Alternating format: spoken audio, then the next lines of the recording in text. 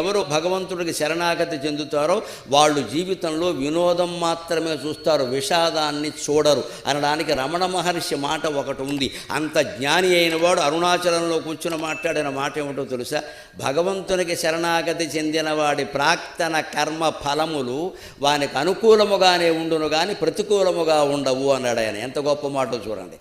నిజంగా మనం నమ శివాయ, నమో నారాయణాయ, శ్రీమాత్రే నమః ఇలా ఏదో ఒక నామాన్ని నిరంతరం స్మరిస్తూ మనం శరణాగతి చెంది ఉండి నేను అనేదాన్ని మర్చిపోయే ప్రయత్నం చేస్తే అది ఎంత పుణ్యాన్ని మనకు కలిగిస్తుంది, ఎంత మనశ్శాంతిని ఇస్తుంది అంటే, ఒకవేళ పూర్వజన్మల్లో ఎక్కడో మనం ఏమైనా దోషాలు చేసి ఉన్నా వాటి ఫలితాలు మనకు అనుభవించాల్సిన అవసరం ఉన్నా అవి మనకు అనుకూలంగా మారిపోతాయి తప్ప ప్రతికూలంగా మారవు. అంటే ఒకవేళ ఏదైనా ప్రమాదం జరిగి ఇంట్లో మంచం మీద ఉండిపోవలసి వచ్చినా చివరికి మళ్ళీ సెలవు మానుకుని ఉద్యోగంలో చేరే నాటికి నువ్వు ఆ 3 నెలలు ఇక్కడ